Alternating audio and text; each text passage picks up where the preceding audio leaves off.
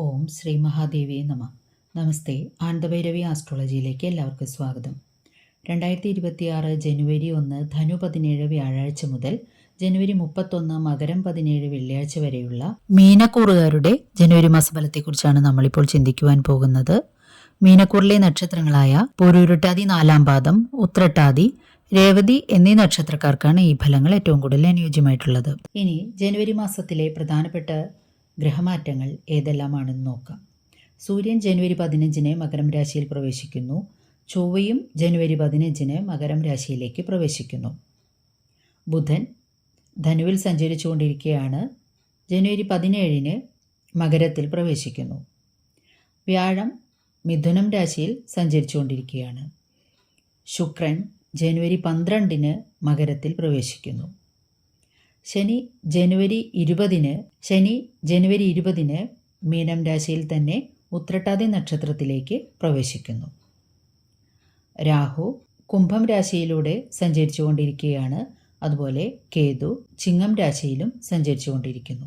ഇനി പ്രധാനപ്പെട്ട ദിവസങ്ങൾ ഈ മാസത്തിൽ ഏതെല്ലാമാണെന്ന് നോക്കാം. ജനുവരി 2 തിരുവാതിര വ്രതവും ആർദ്ര ജാഗരണവും, 3 പൗർണമിയും, ജനുവരി 9 വിവേകാനന്ദ ജയന്തിയും, 14 മകരവിളക്കും ഉത്തരായന സംക്രമവും, 18 അമാവാസ്യയുമാകുന്നു. വ്യക്തികളുടെ ജാതകത്തിലെ ലഗ്നാലുള്ള ഓരോ ഗ്രഹത്തിൻ്റെയും നിൽപ്പും ബലാബലത്തിനും അനുസരിച്ച് ചാരബലങ്ങളിലും വ്യത്യാസങ്ങൾ ഉണ്ടാകുന്നതാണ്. ഈ ചാനൽ ഇതുവരെ സബ്സ്ക്രൈബ് ചെയ്തിട്ടില്ലാത്തവർ ഒന്ന് സബ്സ്ക്രൈബ് ചെയ്യുവാനും നിങ്ങൾക്ക് ഇഷ്ടപ്പെട്ടവർക്കെല്ലാം ഈ ചാനലൊന്ന് ഷെയർ ചെയ്ത് കൊടുക്കുവാനും അഭ്യർത്ഥിക്കുന്നു. അരികിലുള്ള ബെൽ ബട്ടൺ അമർത്തി അതിൽ ഓൾ എന്ന് കൊടുത്താൽ ഇനി വരുന്ന എല്ലാ വീഡിയോകളും തത്സമയം തന്നെ നോട്ടിഫിക്കേഷനായിട്ട് ലഭിക്കുന്നതാണ്. മീനക്കൂറുകാർക്ക് അവരുടെ ലഗ്നാധിപനും 10-ാം ഭാവാധിപനുമായിട്ടുള്ള വ്യാഴം 4-ാം ഭാവത്തിലൂടെ സഞ്ചരിക്കുകയാണ്. ലഗ്നത്തിൽ 12-ാം ഭാവാധിപനും 11-ാം ഭാവാധിപനുമായിരിക്കുന്ന ശനി ജന്മശനിയായിക്കൊണ്ട് 7.5 ശനിക്കാലത്തെ നടുഭാഗമായിട്ടുള്ള ജന്മശനിക്കാലമായിക്കൊണ്ട് സഞ്ചരിച്ചുകൊണ്ടിരിക്കുന്നു.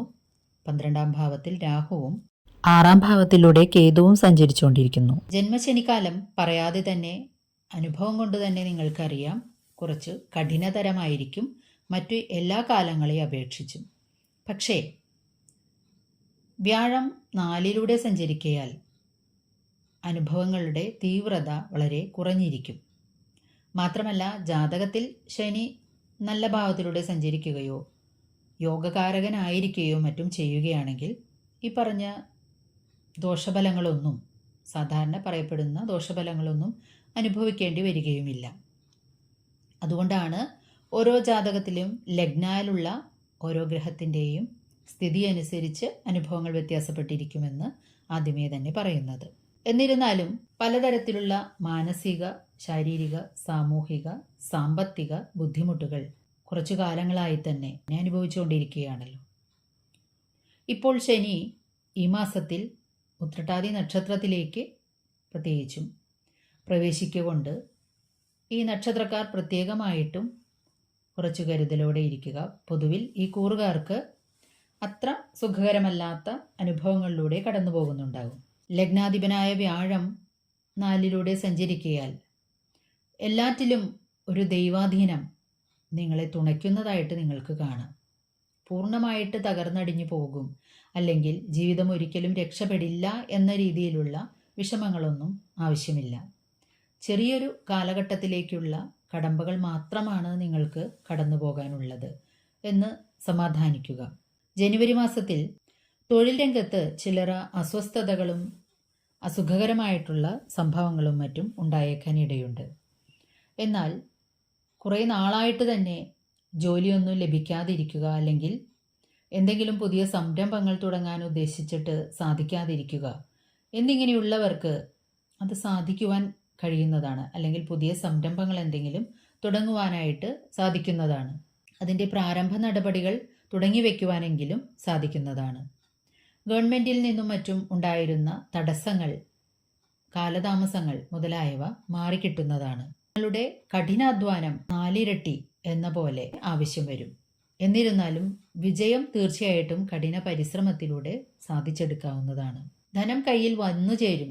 എന്നിരുന്നാലും പലതരത്തിലുള്ള ചിലവുകൾ മൂലം അത് ഒഴുകിപ്പോകുന്നതായിട്ട് കാണാം. പിതാവിൽ നിന്നും സഹോദരങ്ങളിൽ നിന്നും ഭാര്യ ഭർത്താക്കന്മാർക്ക് തങ്ങളുടെ പങ്കാളികളിൽ നിന്നും മറ്റും ഏതെങ്കിലും തരത്തിലുള്ള ധനസഹായങ്ങളും മറ്റും ലഭിക്കുന്നതാണ്. ഇപ്പോൾ കുടുംബസ്വത്ത് ഭാഗം വെച്ച് കിട്ടുന്നതോ സഹോദരങ്ങളുടെ മറ്റു തരത്തിലുള്ള സഹായങ്ങളോ മറ്റും ലഭിച്ചേക്കാം. അതുപോലെ സഹോദരങ്ങൾക്കും പിതാവിനും സന്തോഷിക്കത്തക്കതായിട്ടുള്ള എന്തെങ്കിലും അനുഭവങ്ങളൊക്കെ ഉണ്ടായെന്നും വരാം.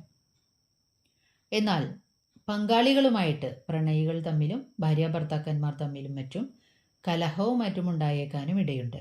വിവാഹ കാര്യങ്ങളിലുള്ള തടസ്സങ്ങൾ പതുക്കെ പതുക്കെ മാറിക്കിട്ടുന്നതാണ്. ചിലപ്പോൾ ചില്ലറ വാക്കുതർക്കങ്ങളോ അഭിപ്രായ വ്യത്യാസങ്ങളോ ഉണ്ടാകുമെന്നിരുന്നാലും അത് പതിയെ മാറിക്കിട്ടുന്നതാണ്. സന്താനങ്ങളെ കൊണ്ടും സന്തോഷിക്കത്തക്കതായിട്ടുള്ള എന്തെങ്കിലും അനുഭവങ്ങൾ ഉണ്ടായേക്കാം. സന്താനങ്ങളില്ലാതിരുന്നവർക്കും ഈ സമയം അനുകൂലമായിട്ടുള്ള സമയമാണ്.